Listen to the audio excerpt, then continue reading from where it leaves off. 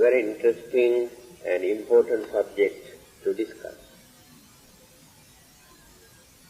The meaning of life.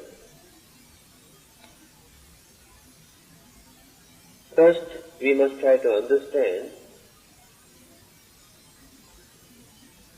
what is life, because we have our own imagination about our own life. Actually, we do not know what it is. Again, different religions and some other intellectuals also give their own opinion to define or to analyze this life. To many people, life is not belong to us. It is not our own property. That is why we cannot handle this life according to our wish. Things go against our will or wish. Somebody else is handling this life. Therefore, our duty is to obey him, because we cannot adjust this life. But when we listen and obey to that particular person who is responsible for this life, in the end, we gain the purpose of this life. That means life is created by a God, given by a God, and he is responsible for this life. Therefore, we pray and worship. We are at mercy of that God. This belief is very strong among certain people. But there are some others who cannot agree with this belief. Therefore they say, this life is not belong to anybody. There is nobody to take the responsibility. Not planned or created by another person.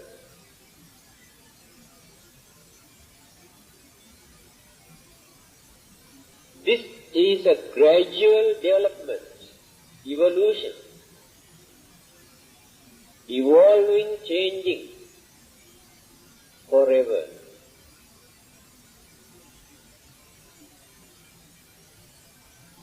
Life process, mental process are going on changing and changing by taking different shape. Same elements, same energies, but from time to time they change the frame, the formation. Then we give different name to introduce, to recognize that life is life. There is no aim today. So our duty is to make use of this life as long as we are here.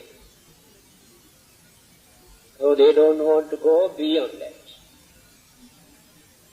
Now this is the second opinion. The third opinion is the life come into existence accidentally. It is a coincidence. When certain elements and energies and so many other things get together, combine together,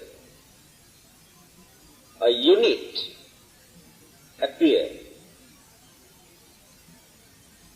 For that particular unit of the combinations of various elements and energies, we call a line.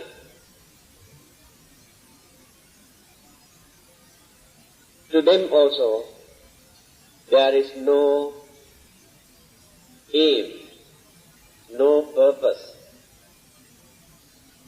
and nobody knows why we appear and what will happen to us. Now they stop from there.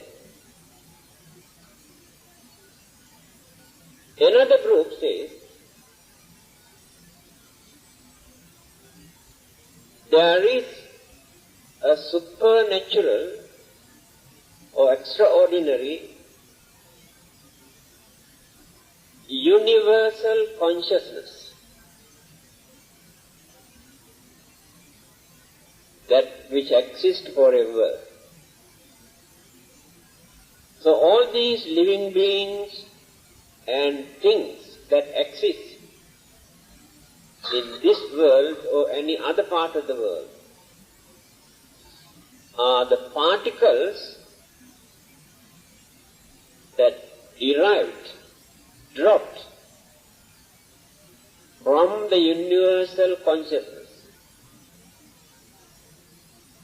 exist for a certain period, moving, running, or growing and decaying, changing. In the end, again absorbed into the same universal consciousness.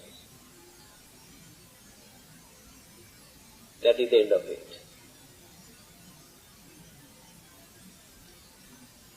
This is another theory. This is the third one.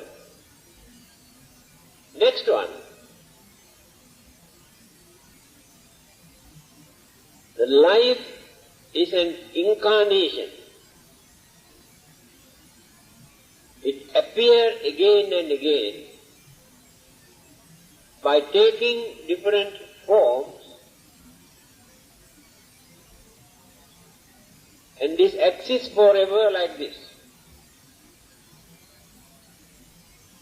To them also there is a supernatural God behind.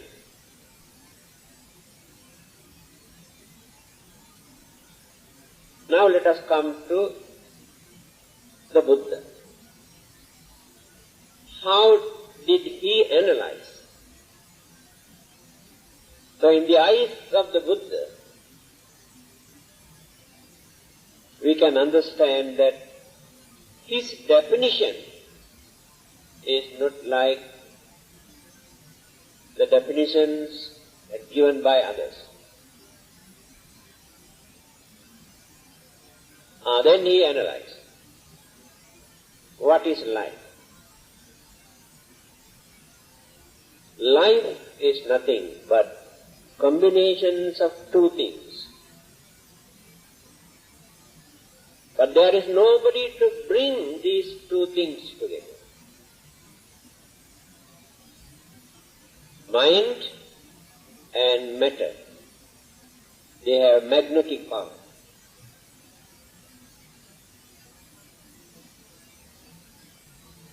Again we analyze mind into four groups, matters into four groups.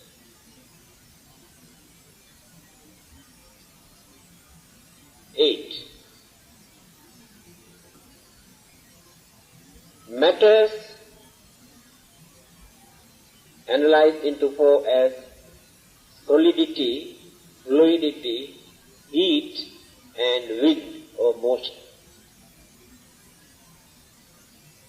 These are the elements, energies.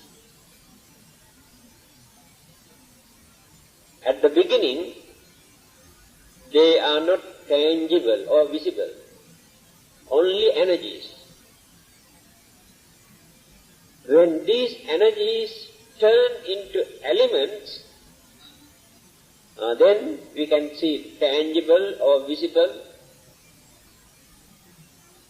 elements. When we touch something hard, this is solidity. Glass of water, fluidity. When you feel very hot, heat. When the wind blows, motion. These are the four natural elements. Energies turn into elements later. So after our death, what will happen? All the elements again absorb into the same element, energies. Nothing to remain. These are the four groups. Then the mental side, mental process. There are four. Vedana, Sanya, Sankara, Vijnana. This analysis you can find only in the Buddha's teaching.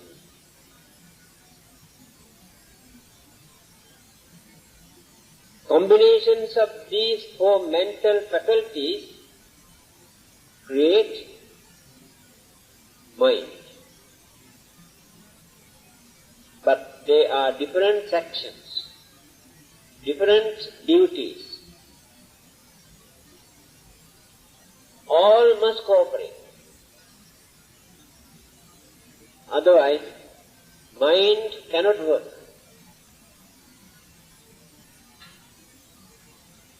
When you observe mentally retarded people or mad people, the way how they talk, the way how they behave, what they do, we can understand there is some sort of mental imbalance, no coordination. Something is wrong. One of the mental faculties is not cooperating with the other. Then imbalance. That is called madness.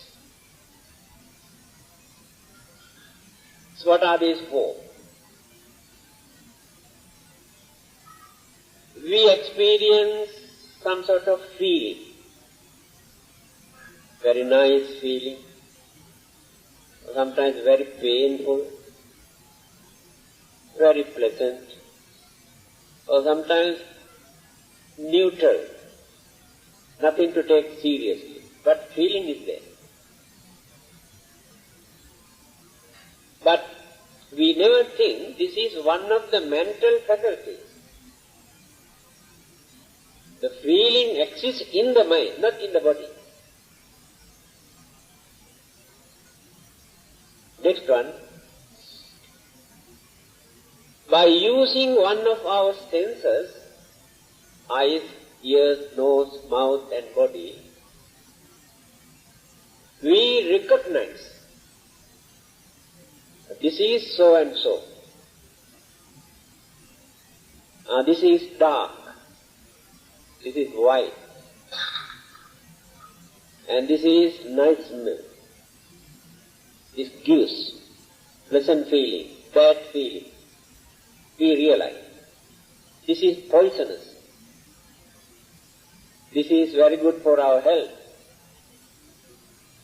This recognition maintained by another mental faculty. So it depends how far we have developed these particular mental faculties to recognize, to identify the things that which exist. the case of animals and some other living beings, actually they don't use that mental faculty. They have natural instinct. So, that instinctive power is very sensitive. We cannot bluff them because it is natural. But we cannot bluff our identity. Even currency notes,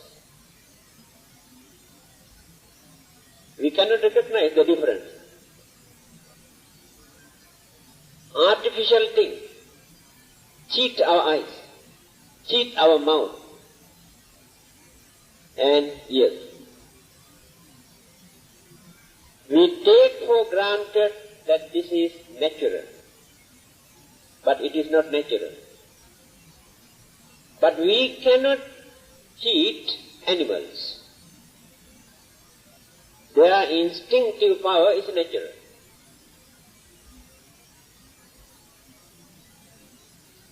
This is the second mental faculties. Third one is very deep, very meaningful. If we can understand, we can settle thousands of our problems that we cannot understand.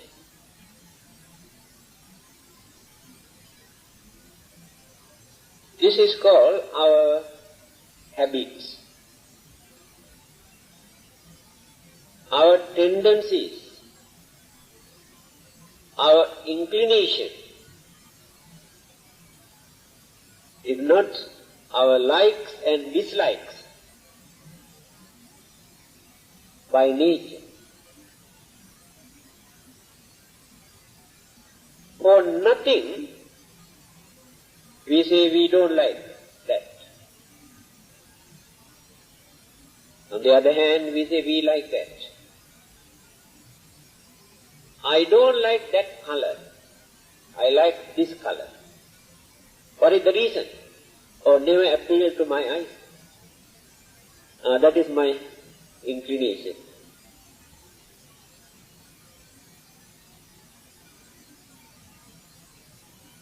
I don't like this kind of dress. Why? That I don't know, but I don't like.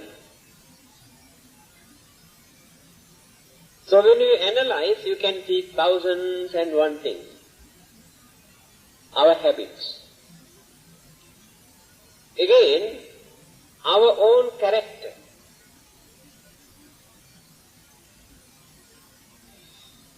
I have told you, today there are 4,000 millions human beings on this earth. All are human beings.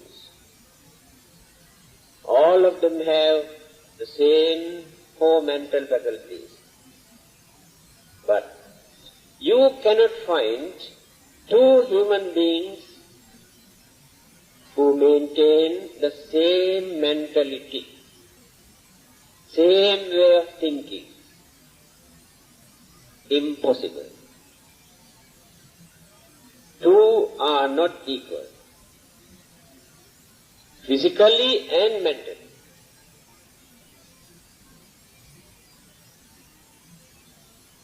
When you take this thumbprint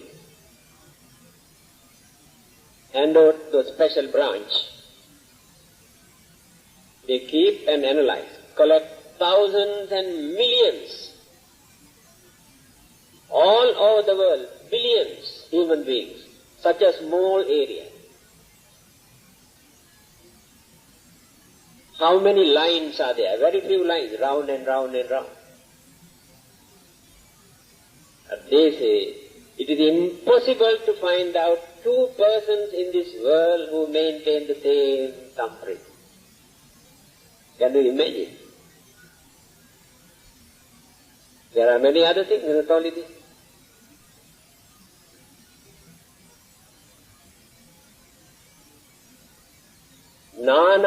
kaya nanatta sanya. Here the Buddha says, different forms of kaya, body, different forms of mentality, we maintain. That means we differ. Very difficult for us to cooperate. To cooperate, we have to use our full effort, energy, understanding, patience, tolerance, so many things. Otherwise we cannot. Because of these differences.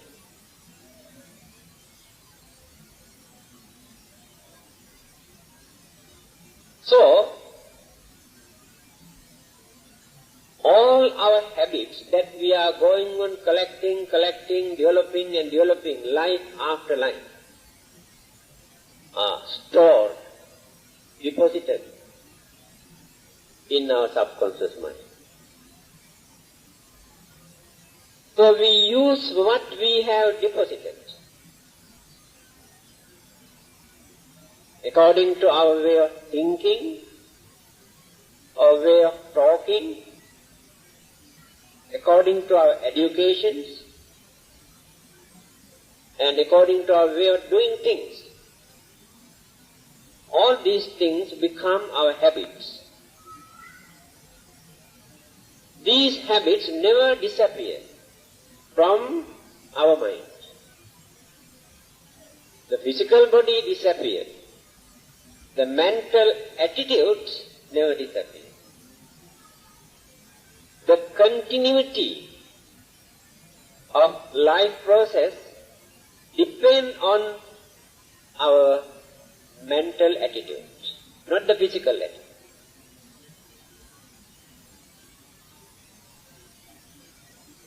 By nature, from childhood, some are very kind and honest and sincere and sympathetic and cooperative and generous.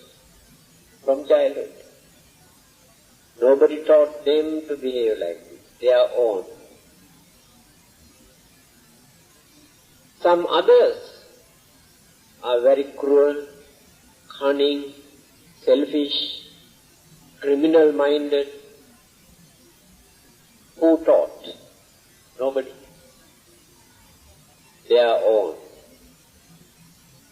And also it is not so easy to adjust or to change their way of life. Because these habits were deeply rooted into the mind. That is why it is difficult to change. Punishing. Government, parents, religion, society, all these sources try to change and adjust their way of life. Cannot. They know they are wrong, but they cannot change. That is the nature of that particular mental person. So our bad habits, it is not that purposely we have created in our mind. By nature, by birth,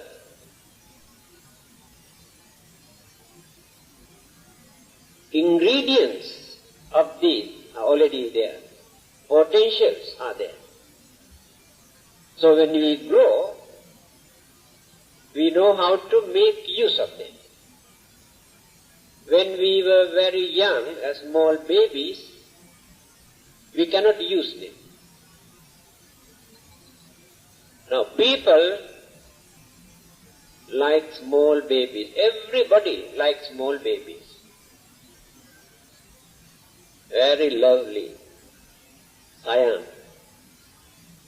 So nice. Innocent. Because all those evil ingredients are not yet developed in the mind. and no chance to use jealousy, hatred, cunningness, ill will, no chance, not yet developed. When they attain certain age, teenage, when the faculties are fully matured, developed, then they use all the bad elements. Same people. So all our merits and demerits, we do a lot of meritorious deeds as religious duties. We do many bad things for our own benefit with selfish motive. They are known as merits and demerits. That is the storehouse to deposit. Now this is the third mental faculty. And this is the saving bank, life saving, for us to spend all the good things, the merits that we have accumulated and deposited in this faculty. When we want to enjoy our life, withdraw from there and spend. Then we go on spending and spending and enjoying. At the same time, go on depositing. That is what we are doing. Again, the negative side. We do a lot of bad things. And we also experience a lot of problems, troubles, worries, disturbances, injuries, demerits. Going on paying and paying and paying. Again deposit. At the same time we also do some bad things. Enriching our storehouse of consciousness. The more we live, the more we deposit good and bad merits in that storehouse. The Buddhas and Arahantas cannot do that. They never accumulate either merits or demerits to deposit them.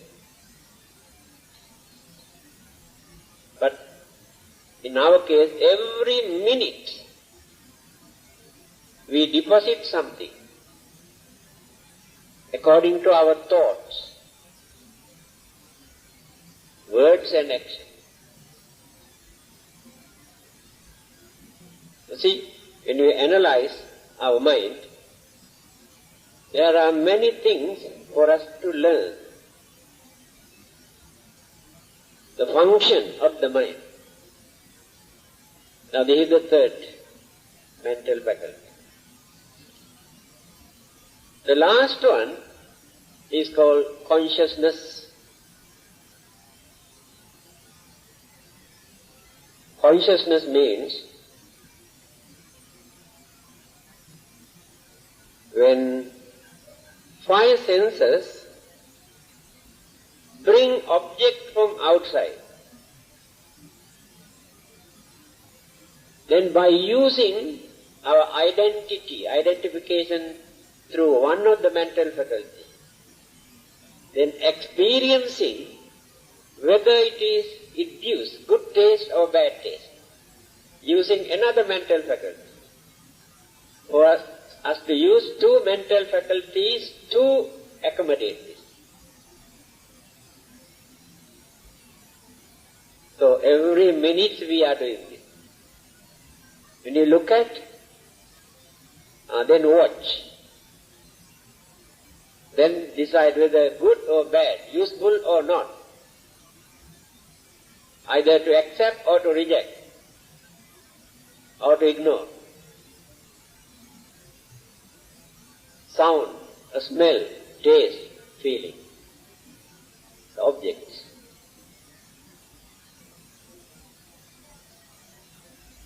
It goes through this consciousness, reflect after going through the other two faculties. Then, listen, our own mental habits, our tendencies also contribute to enrich this consciousness.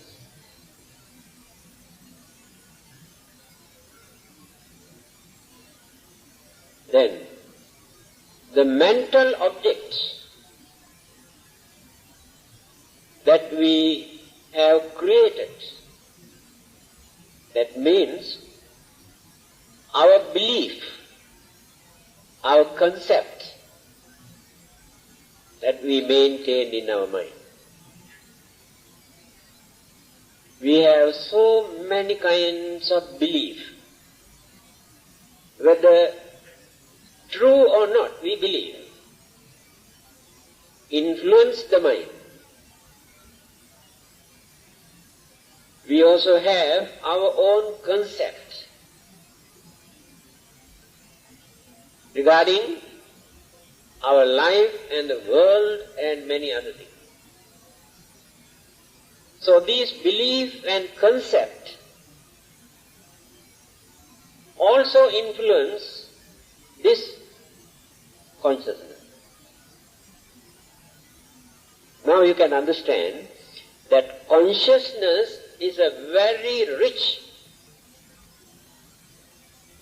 mental energy, richer than the other three mental faculties.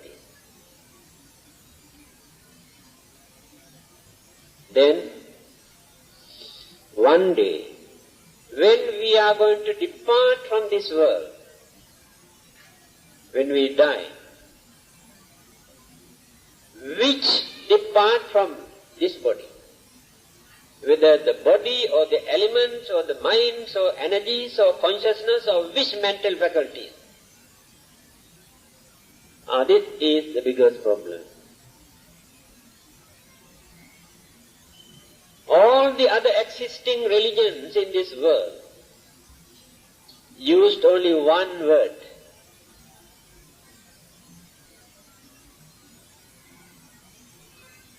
That is soul, or spirit, or self. So when we die, our soul or the self depart from me. But here, according to the analysis given by the Buddha, there is no such thing as soul to depart from me.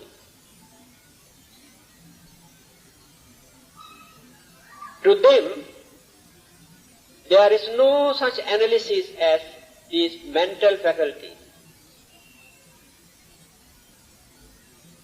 They never consider.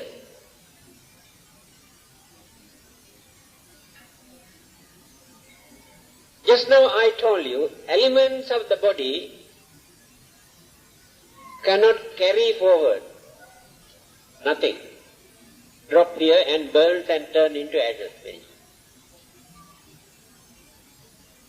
Energies, cosmic energies also cannot.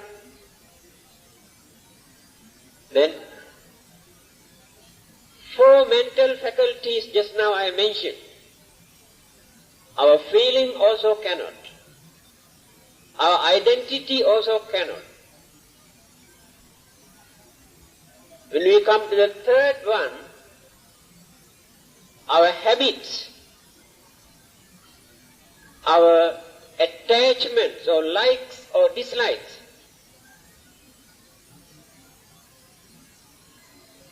contributed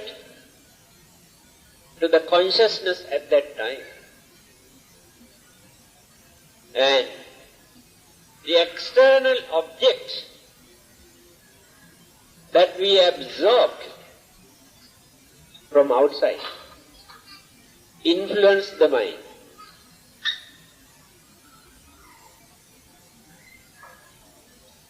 Then Viññānaṁ mātukuchismiṁ okkamati. Again, the Buddha used only this word, viññāna. When we die, only our consciousness. Just now I analyze and explain the nature of consciousness, what it is. That consciousness depart from here. In that consciousness you can see lot of ingredients, what we have accumulated during this lifetime. Then the next life, next existence, depend on this or the nature of this consciousness. Whether it is rich or whether it is dirty or whether it is pure or whether it is enlightened or educated. So the next existence also formed, mold according to this consciousness. These are the four mental faculties, four elemental groups. See the way how Buddha has analyzed. Of course, to understand this, we have to use our mind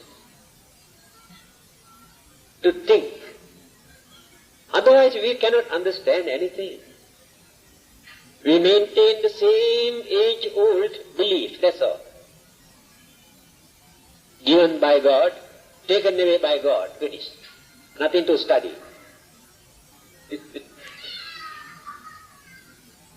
So, now I explain the nature of life. This is life.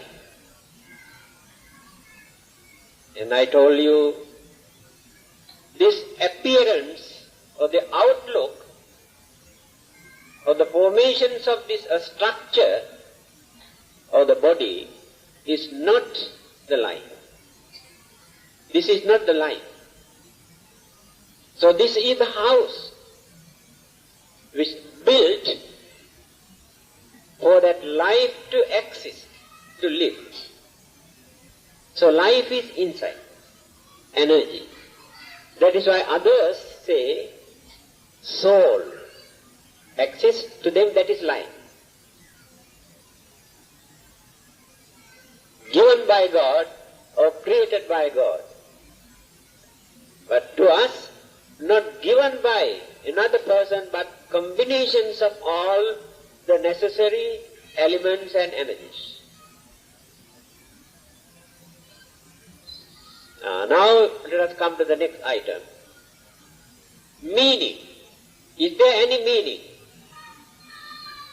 If there any meaning or any purpose, how to make use of this life to find out the purpose? This is a very big problem. To us, it is not a big problem. It's very clear. Paratha charyaya satang hi jivanam. This is the definition in simple language. The meaning or the purpose of our life depend on our services.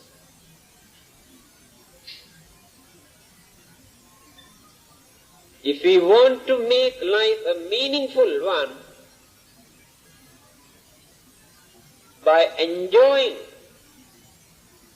our life, we never gain this.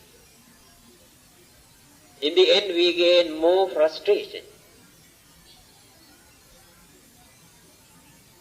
But by doing some service to others, we can find out the purpose. That means by reducing selfishness, selfish ideas. Again, analyze.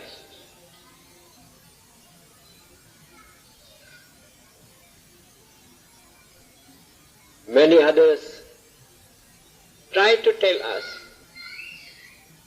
if you want to see the purpose of your life,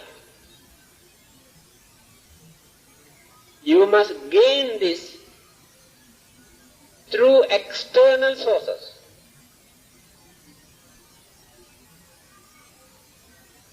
Listen carefully. If you want to see the purpose of your life, you have to depend on somebody.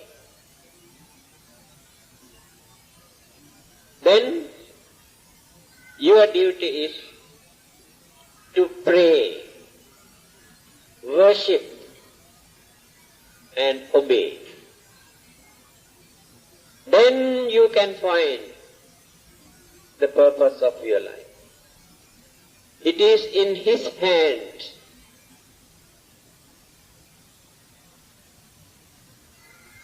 Buddhism never agree with this interpretation, never accept this belief.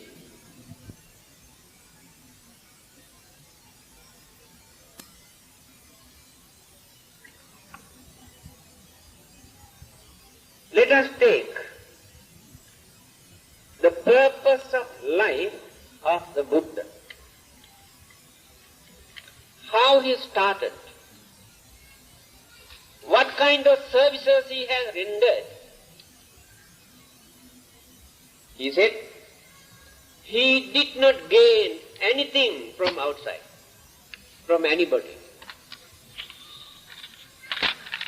Only by cultivating and doing some service to others.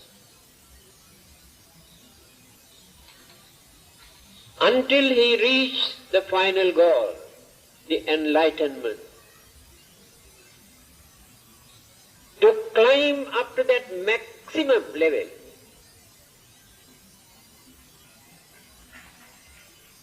he had to cultivate his mind by doing some service to others, not by praying and worshipping.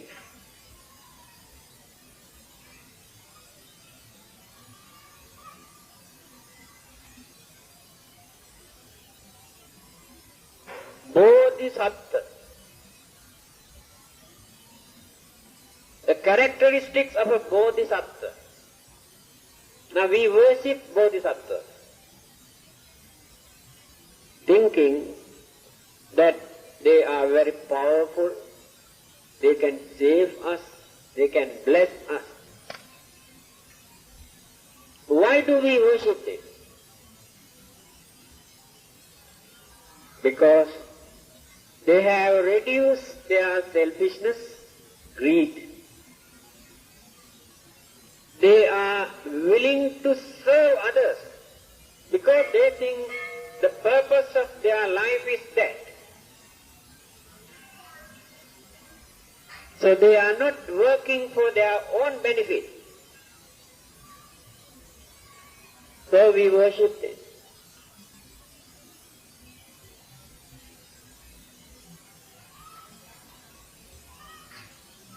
Without doing some services to others, please remember, you cannot serve yourself. The more you serve others, the more you serve yourself.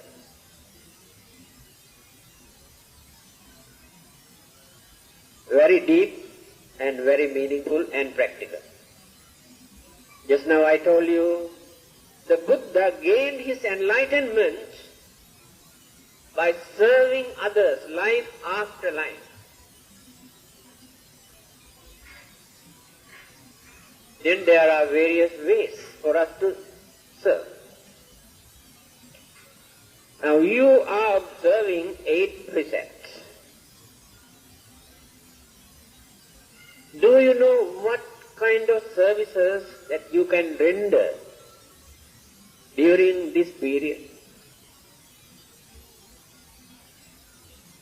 It is not simply by doing something.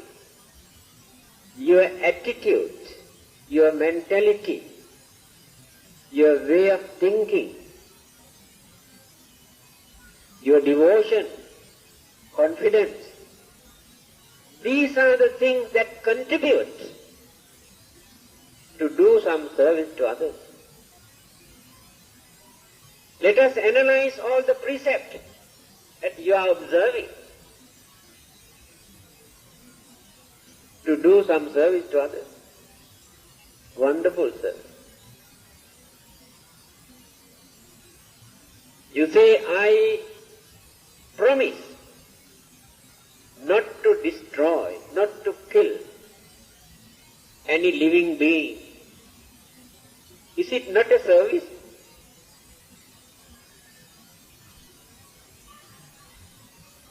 By undertaking, upholding this noble principle, we allow all the others to live peacefully without disturbing them. Is it not a service? Then, fear of death no more in others' mind because of your honesty and kindness. That is a service. You promised that you don't want to take away others' belonging without their permission. No stealing, no bluffing, no swindling.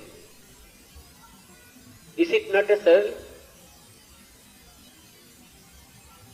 Everybody is in fear because of this.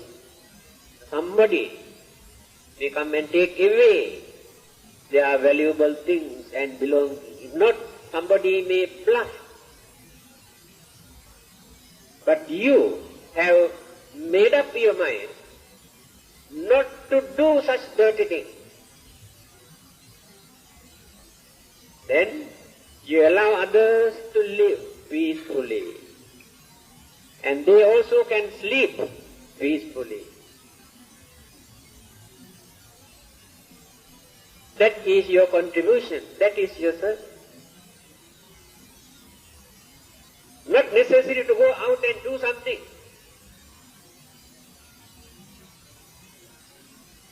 In simple language, mind your own business without disturbing others. All the precepts are there.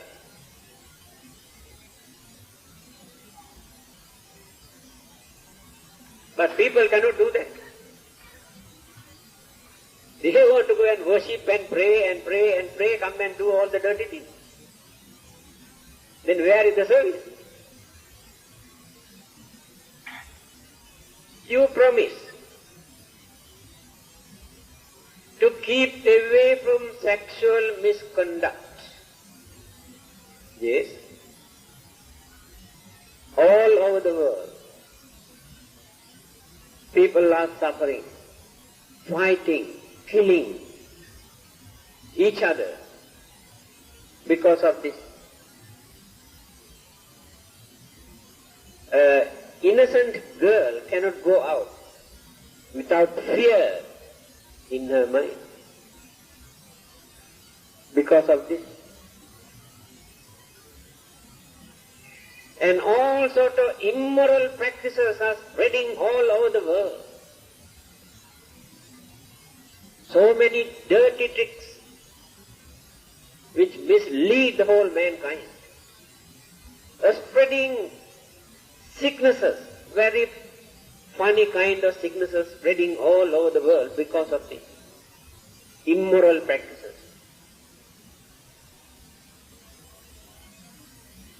So when we observe this, that we do not behave in such a way to disturb others by violating these principles. Those who like to experience sensual pleasure, they can do that respectable way, normal way, without disturbing and hurting others. That is what Buddhism says. So is it not a service? You promise not to tell lies. You always promise, not only today.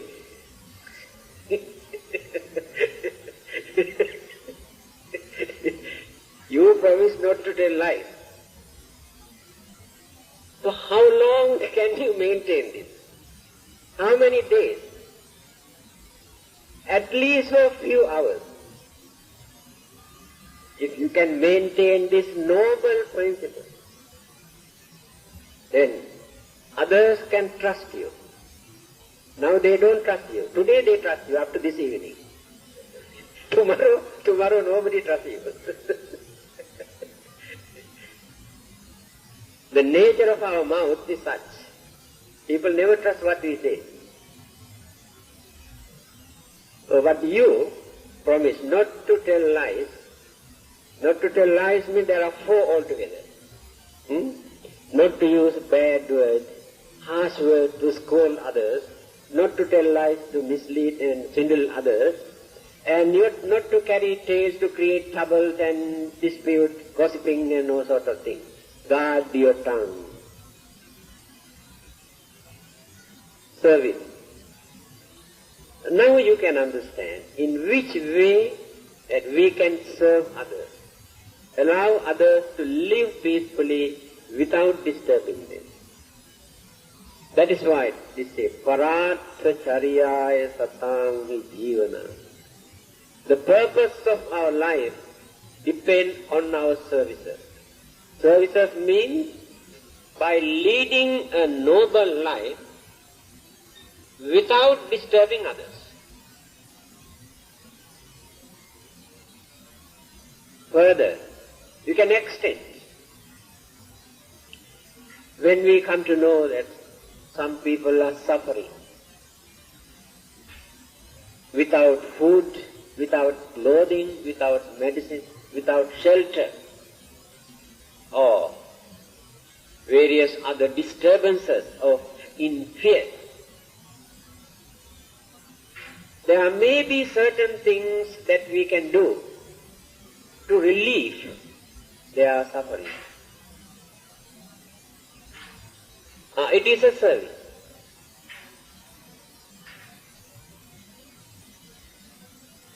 Then, by reducing our selfish motive, we come forward to help others to relieve their suffering. Furthermore, when we maintain our patience, tolerance and kindness, these three qualities, we can avoid so many conflicts or clashes,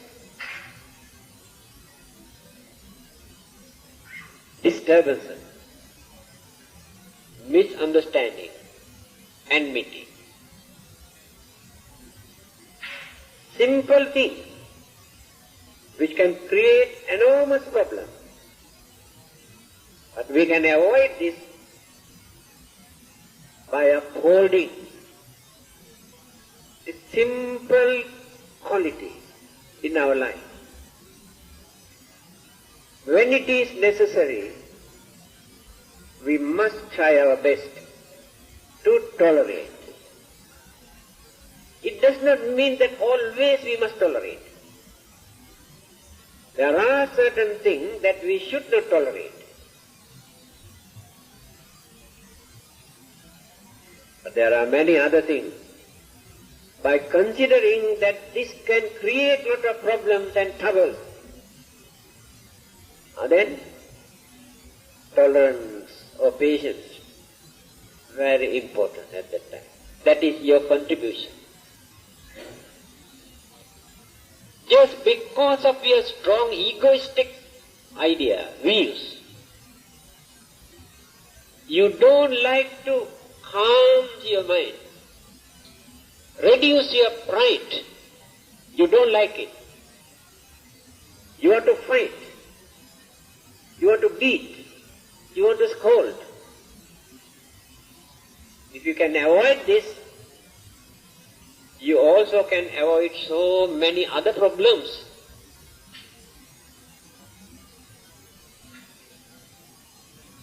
The more you develop your kindness, sympathy, and tolerance, the more you allow others also to live peacefully, and you also cultivate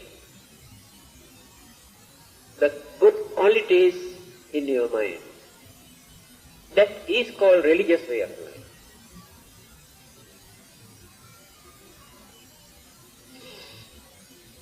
Now, in brief, we have to analyze in this way. Life is nothing but combinations of some elements and energies. It is not a coincidence or never exists accidentally, but according to the gravity of the elements and energies and mental faculties, all those things combine together, then exist. While existing, the elements and energies going on slowly fading away, decaying, then drop. Then the elements and other energies disperse.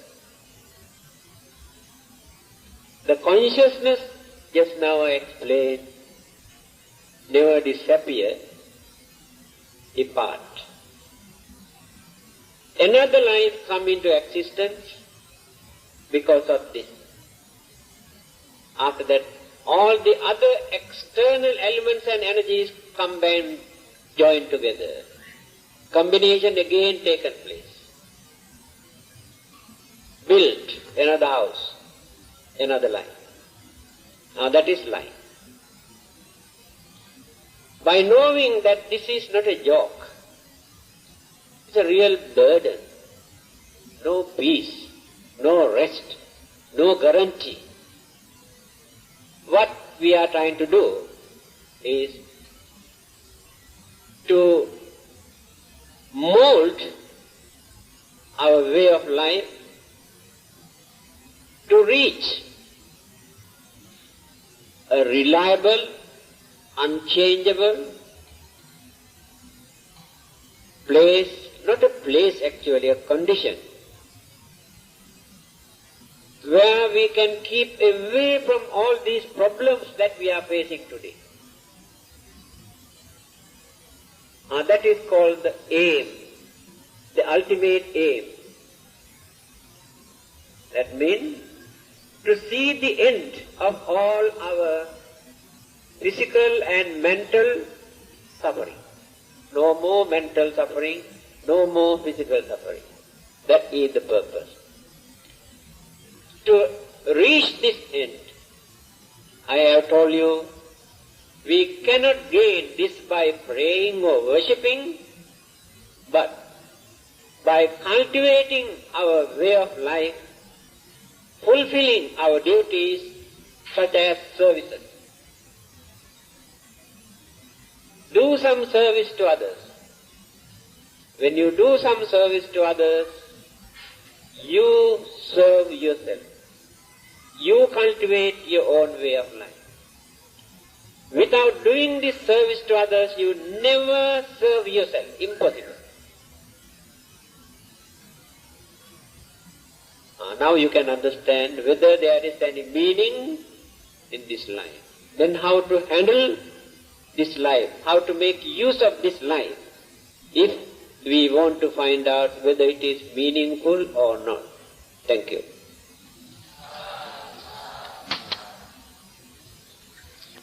So there is any difference, different mentalities in twins. Many years ago, there's a well-known figures in Thailand, Thai Siamese twins. They have gone round the world.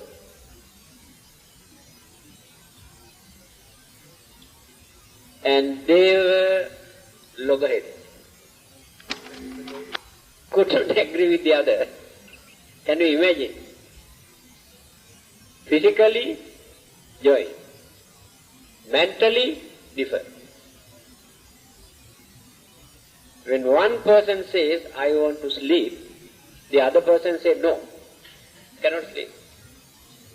When one person says, I want to go to toilet, the other person says, no, cannot. Even then, these two could not agree. Although physically joined together only one side. Mentally is entirely different. They have their own karma and elements and habits and dislikes and tendencies, entirely different. It is mentioned already in the Buddha's teaching.